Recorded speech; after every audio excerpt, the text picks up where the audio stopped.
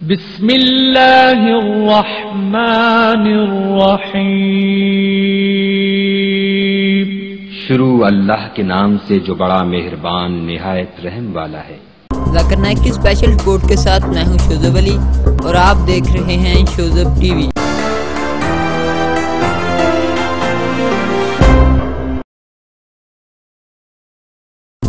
ذاکر نائک نے کہا کہ کربلا کی جنگ ایک سیاسی جنگ تھی اور یزید کی تعریف کرتے ہوئے اسے رضی اللہ کہا۔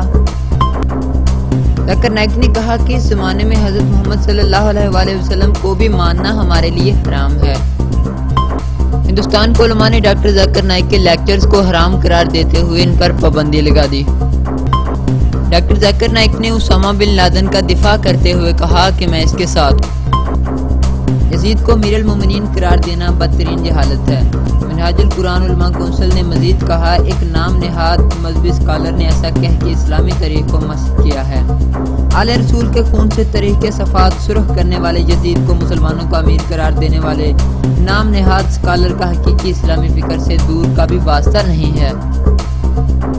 آغا سید سعیدین موسوی صاحب نے ڈاکٹر ذاکر نائک کے یزید ملعون کو رضی اللہ تعالیٰ عنہ کہنے اور ان الفاظ کے کربلا کی جنگ ایک سیاسی جنگ تھی کے جواب میں ایک منفرد دستاویز بنام ڈاکٹر ذاکر نائک کے نام خط تحریر کی ہے۔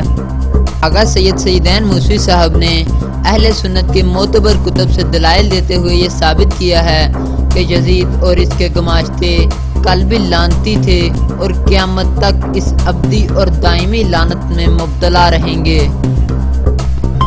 61 ہجری شہادت حضرت امام حسین علیہ السلام کے بعد جب خاندان رسالت کا لٹا ہوا قافلہ دمشق میں یزید کے دربار میں پیش کیا گیا تو یزید چھڑی سے حضرت امام حسین علیہ السلام کے سر کی توہین کر رہا تھا اور کہہ رہا تھا بنی ہاشم پر نہ کوئی وحی آئی نہ کوئی رسول آیا، یہ صرف حکومت کرنے کا ایک بہانہ تھا۔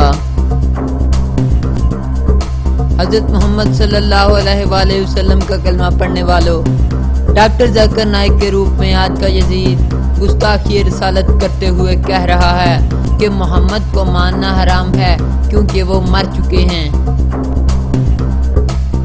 آج کی تاریخ میں ہم محمد صلی اللہ علیہ وسلم سے بھی نہیں مان سکتے۔ باقی لوگ کو تو چھوڑو، سنت اور باقی بابا لوگ کو چھوڑو، محمد صلی اللہ علیہ وسلم کو بھی ماننا ہمارے لیے حرام ہے۔ جو شخص مر چکا ہے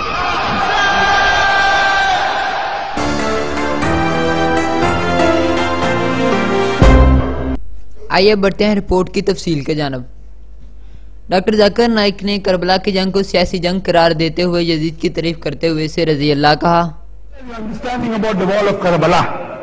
You said that Yazid, may Allah be pleased with him, that he was ferocious and he was a villain, etc. There's difference of opinion.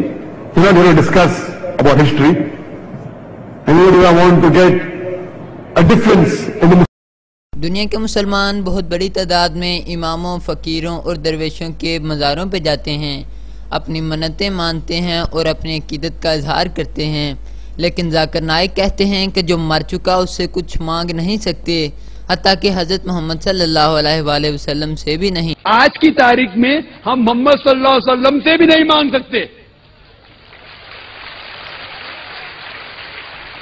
باقی لوگ کو تو چھوڑو، سنت اور باقی بابا لوگ کو چھوڑو، محمد صلی اللہ علیہ وسلم کو بھی ماننا ہمارے لیے حرام ہے۔ جو شخص مر چکا ہے ہم انہیں عزت کرتے ہیں، محمد صلی اللہ علیہ وسلم سے محبت کرتے ہیں، ان سے پیار کرتے ہیں، لیکن ان کی پوجا نہیں کرتے۔ اس کا عقیدہ ایسا ہے کہ نبی مردہ ہو کے مٹی میں مل گئے تو وہ کافر ہو گیا، اور جو لوگ اس عقیدے پر چلیں گے وہ بھی کافر ہو جائیں گے۔ ڈاکٹر ذاکر نائک قبروں اور مزاروں کو مٹی میں ملانے کی بات کرتے ہیں۔ ذاکر نائک مہاراشٹر کے ہیں، دنیا بھر میں اسلام پہ لیکچر دیتے ہیں۔ وہ اسلامک ریسرچ فاؤنڈیشن نام کی سنستھا چلاتے ہیں جو پیس ٹی وی نام کا چینل چلاتی ہے۔ ذاکر نائک کے بھاشنوں سے تمام مسلمان ناراض ہیں۔ وہ مزاروں کو مٹی میں ملانے کی بات کرتے ہیں، محمد صاحب سے بھی منت مانگنے کے خلاف ہیں کیونکہ وہ مر چکے ہیں۔ وہ امام حسین کے قاتل شاسک یزید کی بڑائی کرتے ہیں۔